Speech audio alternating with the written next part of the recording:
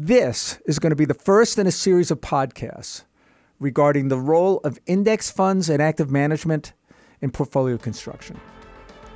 There are fanatics on both sides of the debate.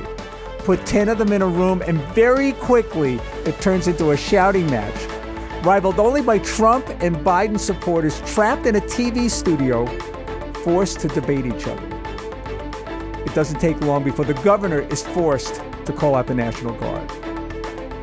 When it comes to investing, the only true constant is change. The investment world is shifting under your feet, people. If you don't feel it, talk to someone who does. We could literally be right at the apex, a moment where at some point soon, we look back and say that was the beginning of the change. The perfect storm. Perfect because no one believes there's anything that can take down the index empire. 3 massive storms dead ahead. AI, the Fed, and yes, Apple are colliding, creating an opportunity too good to pass up. Welcome to The Money Runner. I'm David Nelson.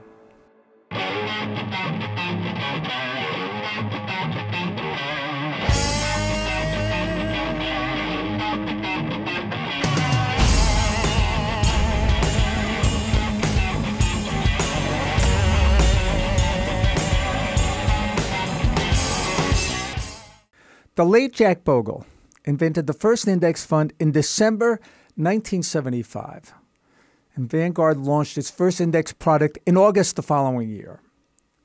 Much of the street put down Jack's idea, with many calling it Bogle's folly.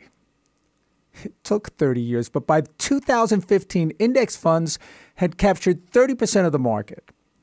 And in a recent article by Morningstar's John Reckenthaler, today index funds are over 50. Some believe that index funds are on a trajectory to take down 70% of the market. Let's look at the title of John's article. Index funds have officially won. Yeah, it's technically true, so I guess they get a trophy, but it's also a reminder of how investment sentiment swings to extremes. Remember this one? Like I said, when it comes to investing, change is the only true constant. The first is easy. Rates are normalizing, and the world of quantitative easing is all but dead. Talk to any quant. Prior to the financial crisis, it was like shooting fish in a barrel. Those using multi-factor, fundamental, and technical models were, for the most part, outperforming, and if you were any good, by a wide margin. The financial crisis and the era of zero interest rate policy ended that. For the next dozen years, the most dominant factor for investors was Fed policy. It leveled the playing field, sucking all the alpha out of the market. The Fed put went even further, rewarding reckless behavior and bailing out those who made bad decisions.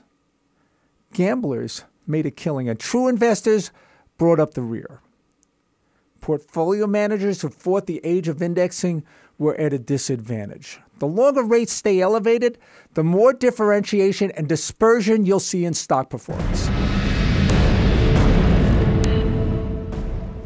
AI is the new age of compute. From the early pioneers like Jim Simons of Renaissance Capital, portfolio managers for decades have become ever dependent on compute power to get an edge. Increasingly, quant managers will turn to generative AI to better write programs that digest massive amounts of data to help in the security selection process. This is a massive leap forward for those who are not coders. Text to code will help better develop new quant models or refine existing ones. High-frequency trading, microseconds, can be the dividing line between making and losing money. Compute power is the holy grail.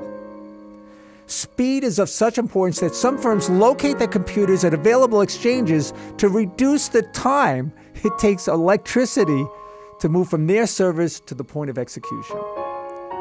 All in, the world is changing. Index funds ushered in a new era nearly a half century ago. I'm here to tell you that artificial intelligence is already changing that world. Will index funds be able to keep up with active management? That's the question, not the other way around. In a recent article by Bloomberg, Jason Hugh of Brilliant Capital, an old-school quant, he used to use 6 criteria to assist in stock selection. Today, he uses some 200 signals in an AI algorithm to get to the right answers. Large language models are going to change the landscape, not just for professionals, but for those at home who decide to put their individual stamp on their portfolios. The question I have is, after all is said and done, we've taken AI to the max with access to all. Will we cancel each other out?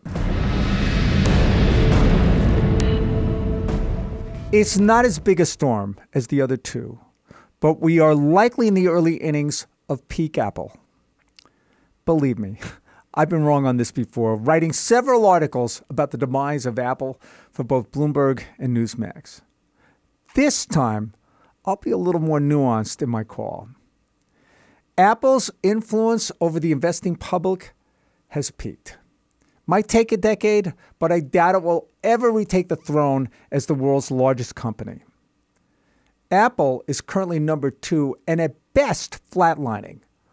All it would take is another 14% move without any help from Apple, and NVIDIA will pass the Cupertino giant. I suspect we'll see that this year. For active managers, Apple's fall from grace is the best news ever.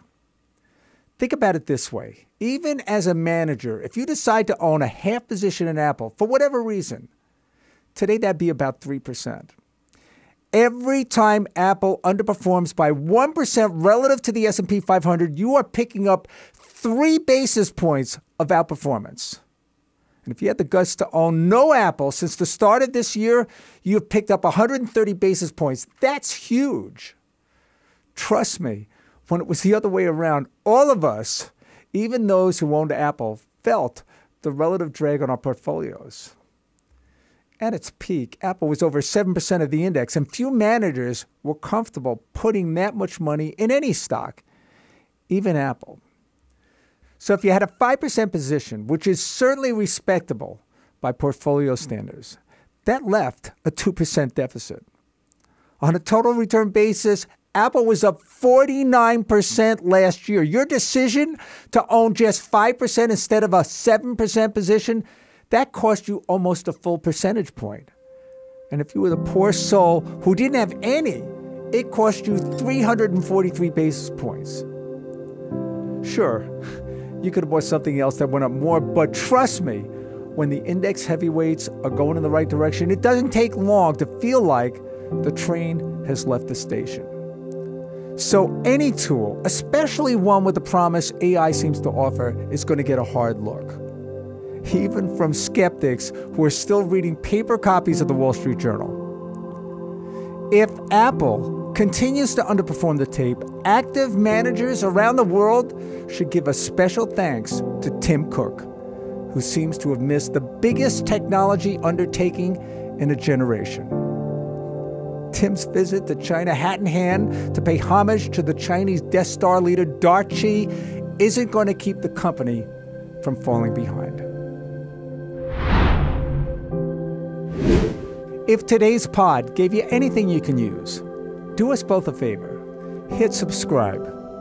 And don't forget to visit my sister's site, DCNelson123 at Substack.com. Thanks for joining. I'm David Nelson, and this is The Money Runner.